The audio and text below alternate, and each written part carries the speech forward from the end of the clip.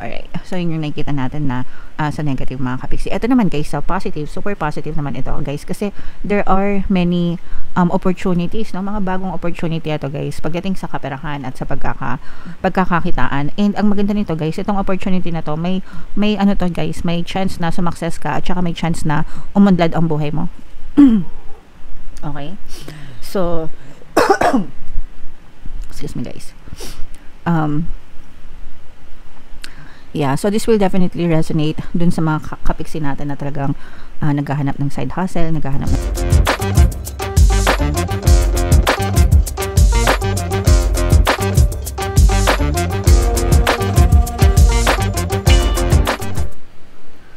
Hello guys, hello Aries, welcome back to Pinoy Pixie Tarot. Ang pamagat ng episode natin for tonight is monthly horoscope para ngayong September para sa Aries, Sun, Moon, Rising Sign, and Venus. Sa dulo ng video guys, magkakaroon tayo ng yes or no pick a card reading. Ito yung deck na gagamitin natin guys.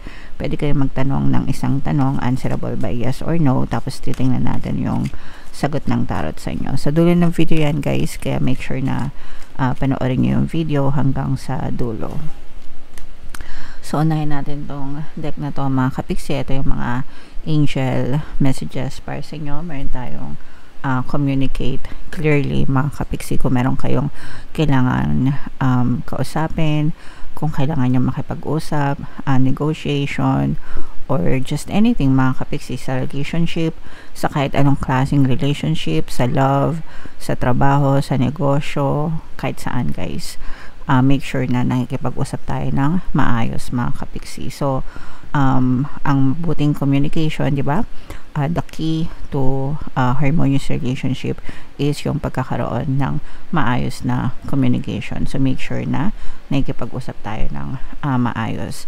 Mga kapiksi, sabihin nyo kung ano yung gusto nyo sabihin in a nice way.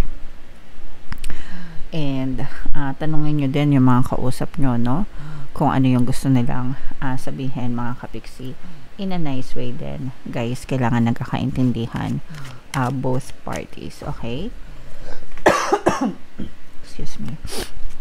So yung next message, wow, ito guys, napakagandang message for you.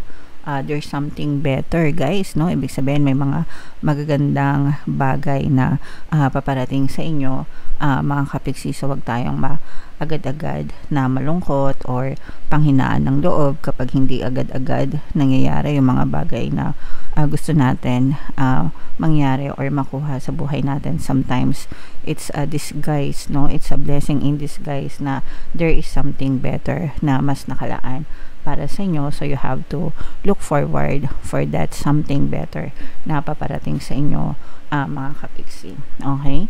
So wag kayong malungkot guys. May mga magagandang bagay na paparating sa inyo na mas deserve nyo, mas maganda, mas swak para sa inyo, mas karapat-dapat for you guys. Okay?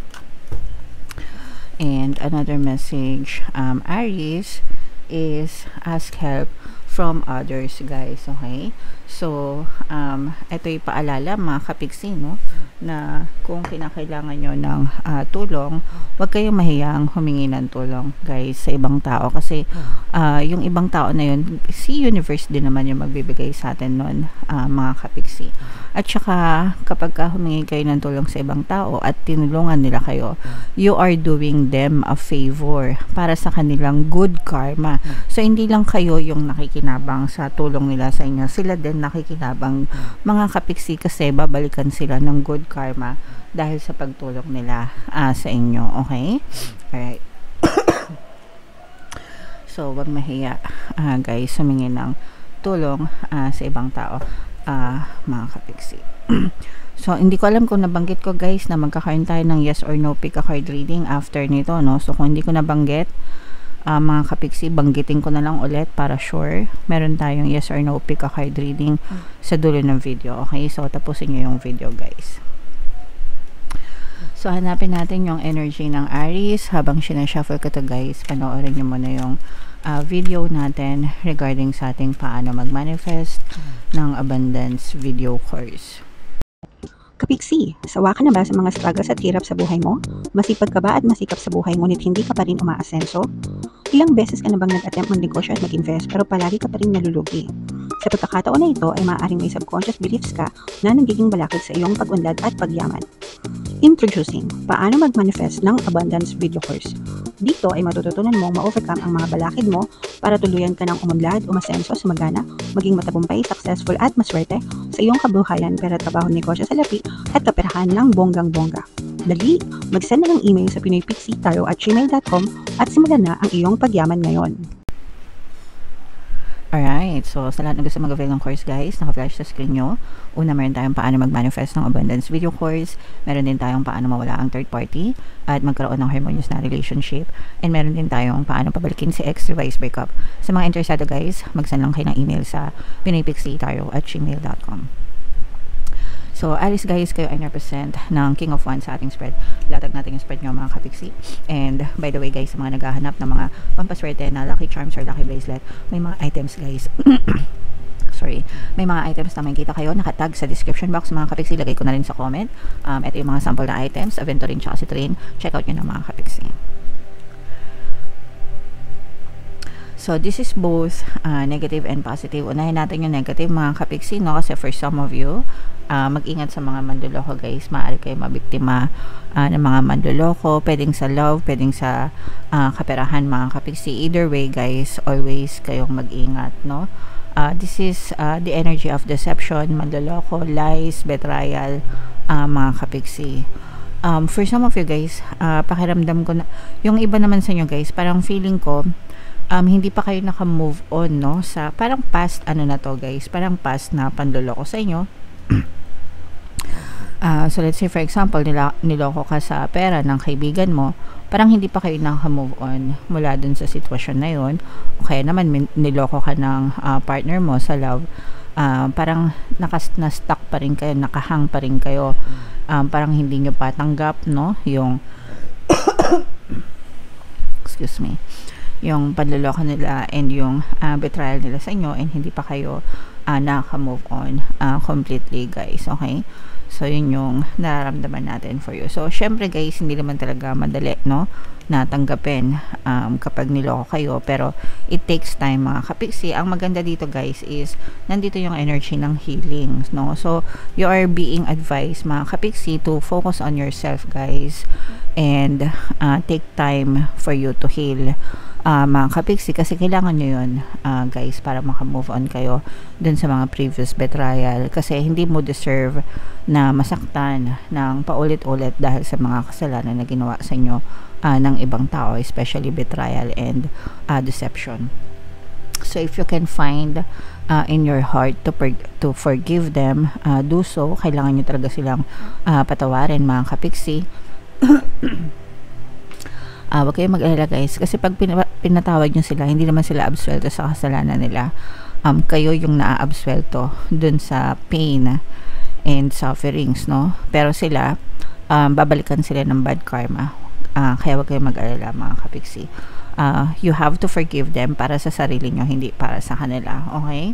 Alright, so yun yung nakikita natin na sa negative mga kapiksi. Ito naman guys, sa positive, super positive naman ito guys, kasi there are many opportunities, no? Mga bagong opportunity ito guys, pagdating sa kaperahan at sa pagkakakitaan. And ang maganda nito guys, itong opportunity na to, may ano to guys, may chance na sumakses ka, at saka may chance na umunlad ang buhay mo. Okay, so excuse me guys. Yeah, so this will definitely resonate dun sa mga kapiksi natin na talagang naghahanap ng side hustle, naghahanap ng pagkakakitaan, naghahanap ng extra income mga kapiksi. So just look and find, no? Seek, no? Talagang hanapin yung mga kapiksi, kasi ibibigay sa inyo yan. Kapag nakita nyo yan mga kapiksi, you will feel it, no? Mararamdaman mo kung para sa'yo talaga yung opportunity na yon, mga kapiksi. And if ever na i-push nyo yung mga opportunity na yan guys, talagang uunlad and aasenso kayo. So makikita nyo rin yung tama. Ito yung sinasabi na message sa inyo kanina, na there's something better. So itong mga better na to mga kapiksi, better opportunities, no? Na magdadala talaga sa inyo ng success at pag-unlad, guys. Okay? So, napakaganda, guys. I-main nyo na yan sa comment section. Better opportunities. Pag-unlad, pag-asenso, pag-success, no? Okay, pasensya na, guys. Yeah, so what else tingnan pa natin, mga kapiksi? Eto, guys, ayan. So, ito nakikita natin na yung mga nanakit sa inyo, mga kapiksi, hihingi ito ng tawad sa inyo, guys, no? And magigilty ito, guys, no? Yung mga nanakit sa inyo, magigilty sila, and maaari itong mag-sorry, mag-apologize, mag-offer ng apology sa inyo, mga kapiksi. So, there may be room for reconciliation kung papayag kayo, guys, no? Reconciliation is pagbabati. Kaya nga, sabi ko sa inyo, guys, patawarin nyo na sila para sa sarili nyo, para maka-move on kayo, mga kapiksi. Pero sila, guys, inuusig na sila ng, kahit na hindi kayo nakikita, hindi kayo nag-uusap, mga kapiksi, hindi nyo sila nakikita, pero inuusig sila ng konsensya nila, at saka talaga nagsisisi sila sa mga kasalanan ginawa nila. Kasi sometimes yung sorry, hindi sometimes, no, most of the time, yung sorry, mas mahirap siyang sabihin kaysa sa I love you, actually, kasi nandun yung guilt, no, nandun yung konsensya, kaya hindi nila masabi sa inyo kasi nagigilty sila, mga kapiksi. Okay? Alright, pasensya na. So, deserve nyo yan, guys. Deserve nyo itong mga sorry na to, mga kapiksi. So, comment down below, guys, if naka-resonate kayo, yung mga magaganda dito, guys, na mga opportunity sa pera, guys, no, yung mga nabanggit ko kanina, i-main nyo na sa comment section. Dito tayo, guys, sa inyong yes or no, pick a card reading. Huminga kayo ng malalim. Tapos, itanong nyo sa isip nyo kung ano yung tanong. Isang tanong lang, guys, na gusto nyong malaman for September. Answerable by yes or no. Tapos, pili kayo ng isang card, guys. Sa mga gustong matutong mag-manifest, guys, using the power of your subconscious mind and law of attraction, meron tayong membership program, no, sa ating channel. Click nyo lang yung join button sa baba. Magkaka-access kayo sa mga exclusive videos natin about manifestation, guys. So, hinga ng malalim. Itanong sa isip yung tanong na gusto nyong malaman. And pili ka ng isang card, guys. Ito yung card 1, card 2, card 3.